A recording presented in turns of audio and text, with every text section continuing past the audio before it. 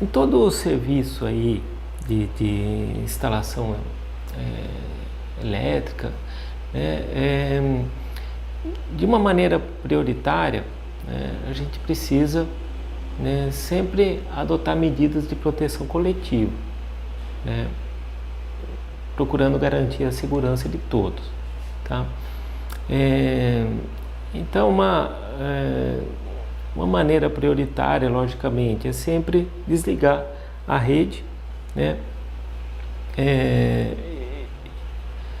a rede elétrica, e quando houver uma impossibilidade, empregar atenção de segurança.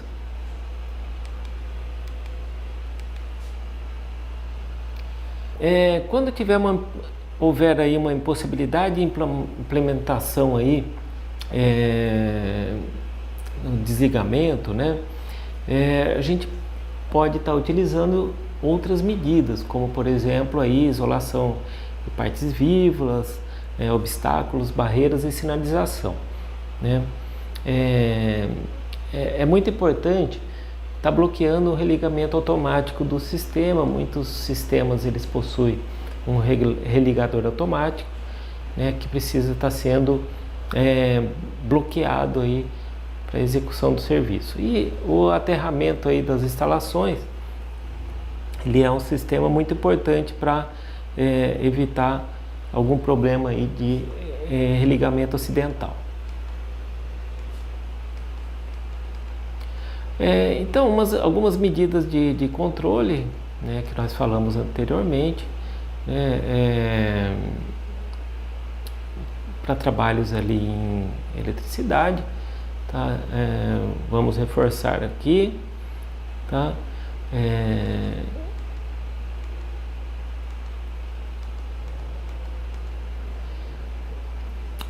Então, a gente só pode considerar que realmente é desenergizadas instalações elétricas e estão liberadas realmente para reparo as instalações aí que tiverem, né, o seccionamento do setor onde vai ser executado o serviço, impedimento de reenergização, né, como por exemplo bloqueios, cadeados, sinalização. É necessário constatar a ausência de tensão, né, antes de executar o serviço, e o aterramento temporário aí, né, dos circuitos. Aí por último aí a proteção dos elementos que não forem desligados, que encontram-se na zona controlada, tá? Só a partir daí, né, que pode ser executado o serviço após a sinalização.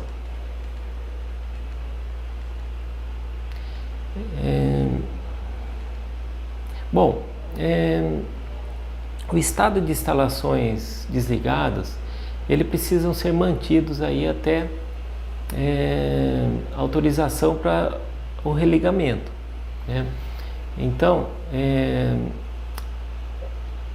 o procedimento aqui, a sequência de religamento, ele deve ser muito importante, tá? Então, a primeira coisa a ser feita antes do religamento, retirada ali de todas as ferramentas e utensílios utilizados, tá? É preciso retirar de toda a zona controlada ali os trabalhadores que não estão envolvidos no processo, tá? Em seguida, a remoção do aterramento temporário, né, e das proteções adicionais. A partir daí a remoção da sinalização e o destravamento aqui e religação dos dispositivos de seccionamento, tá? Em uma situação dessa é muito importante a ordem de execução. Por exemplo, nós não podemos aqui remover a sinalização antes da retirada de todos os trabalhadores e das ferramentas do local, tá? Então é muito importante a execução na ordem correta, para fazer o religamento das instalações, tá? Então as medidas ali elas podem ser alteradas ou ampliadas em função do tipo né, de situação envolvida.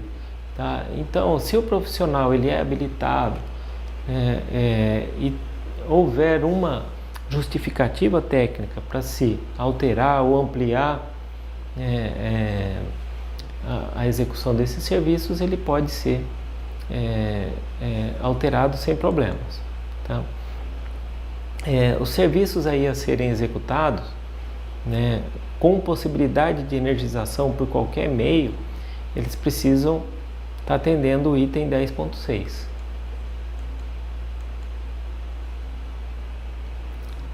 Então, todas as intervenções ali com tensão superior a 50 volts em corrente alternada,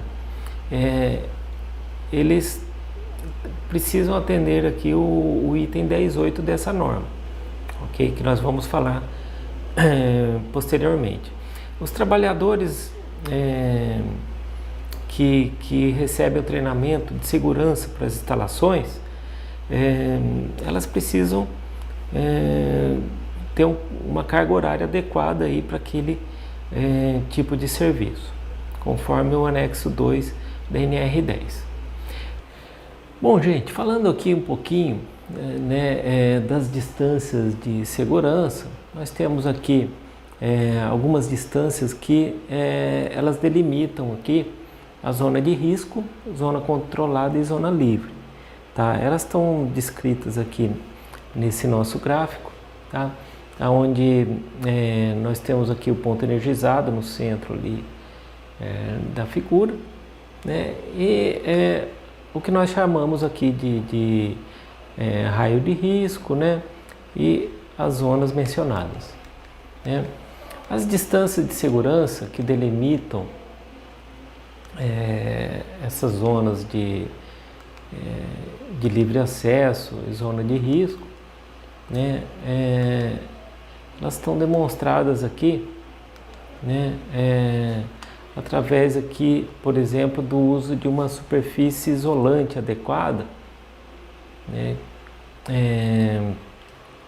Que nós podemos estar circulando, né? De uma forma com baixo grau de risco, né? Através de uma utilização aí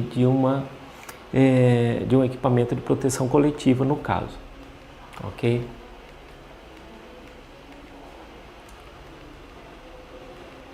Então, quando a gente utiliza aqui, né, uma zona restrita, né, aos trabalhadores autorizados aí com instrumentos e equipamentos apropriados, né, ao trabalho, somente esses trabalhadores podem estar ingressando na zona de risco ou zona restrita, né. Bom, gente, a respeito das distâncias de segurança, né, nós temos aqui os raios de delimitação da zona de risco, zona controlada e zona livre, né, conforme a tabela que consta aqui na NR10. Então, de acordo aí com a faixa de tensão, nós temos aqui o raio de delimitação, né, como por exemplo aqui, ó, entre 10 e 15 kV, né, nós temos aqui um raio de delimitação 0,38 metros, né, e o raio entre a zona controlada e livre, nesse exemplo, 1,38 metros, ok? Lembrando aqui que o raio da zona de risco controlada, né, ele é somente para os profissionais habilitados.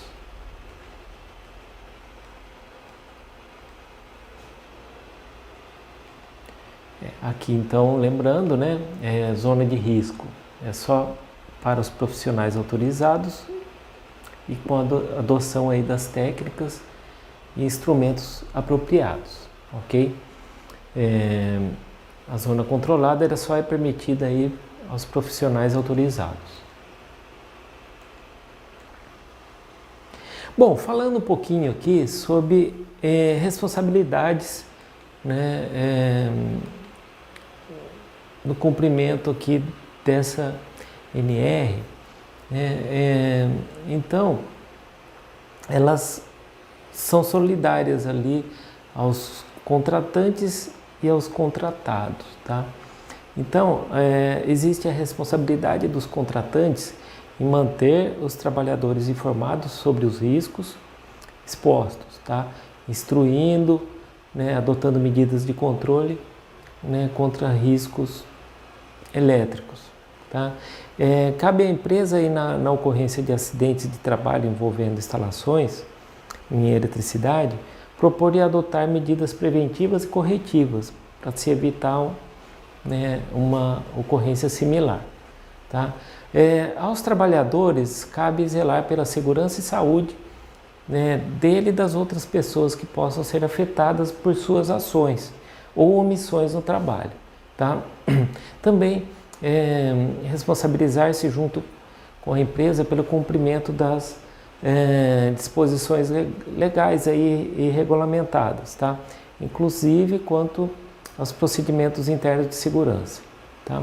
E cabe ao trabalhador também comunicar de imediato ao responsável pela execução do serviço uma situação de risco, né, para sua segurança ou de outras pessoas. Tá?